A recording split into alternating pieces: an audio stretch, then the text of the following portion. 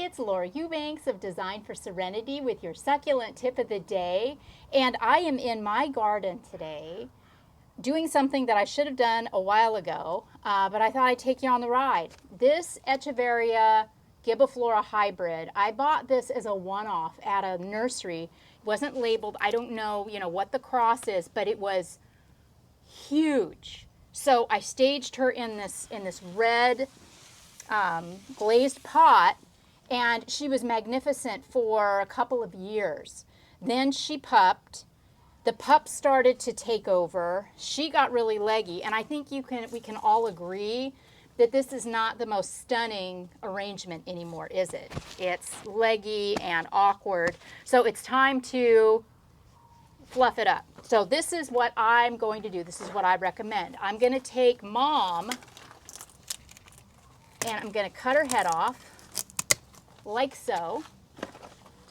Then I'm going to take this opportunity to, clean up the underleaves. Now see, I have many of you ask me, oh no, what's wrong with my plant? The leaves are turning brown. Don't worry about this. This is old. Okay, these leaves have been around for a minute. What you need to concern yourself with is what's happening at the crown. Are the leaves at the crown healthy? And if so, you know that this is just deciduation. This is just old, and it's perfectly safe and fine to let it ride. Or if you're not a big fan of the look, you can take those leaves off. You can also, my general rule of thumb is if more than half of the leaf is toast, the whole leaf comes off. If less than half is looking bad, I will just trim the icky part, like so. Okay, these more than half is icky, so that comes off. Trim this one. And while I'm doing this too, it's a really good time for me to investigate the plant, to check for any, insect infestations or problems. I don't see any. She looks real healthy. So off she comes. Set her aside. And I'm going to do the same with the babies. Cut these out. That's a beautiful plant. And now this will grow. I'll put it in the garden somewhere and it'll take off and be its own fabulous thing.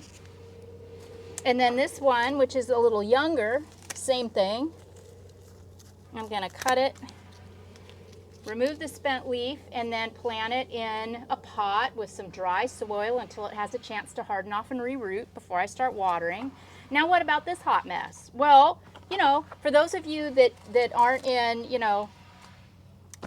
succulent ground zero the way I am, you might want to preserve this trunk and see if you can't force some more pups. Chances are good that she might throw off more from the stem. Or, you can pitch this part. It's completely your call. It's up to you. For the sake of demonstration, I'm going to remove, look at that. I mean, it wasn't even much of a root ball, was it? It just popped right out of there. Set that aside. Then I'm going to fluff up the soil.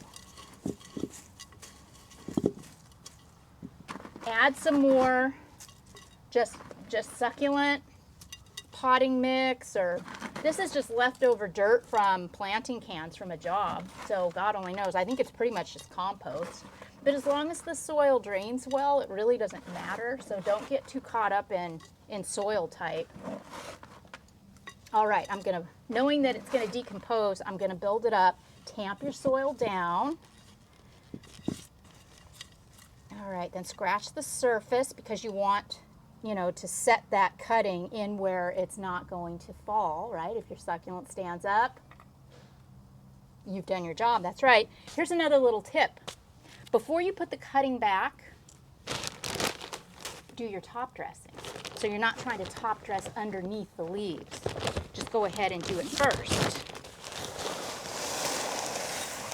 I'm just going to put a little decorative pebble down on here.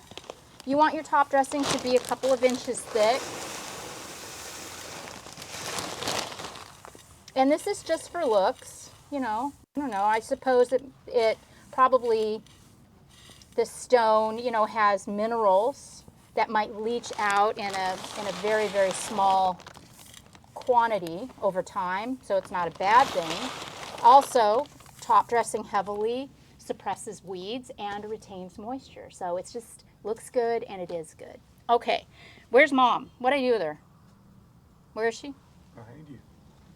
Oh, thought she got up and walked away.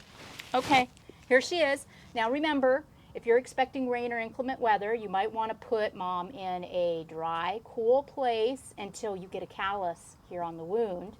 I'm not expecting any rain, so I can just go ahead, pop her right back in this pot. Remembering that when your succulent stands up, you've done your job. And voila, I have a brand new succulent plant that looks spectacular and 2 little pom-poms to move to another place in the garden. Go team. This has been Laura Eubanks of Design for Serenity reporting from my backyard garden with your succulent Echeveria Gibbiflora hybrid tip of the day.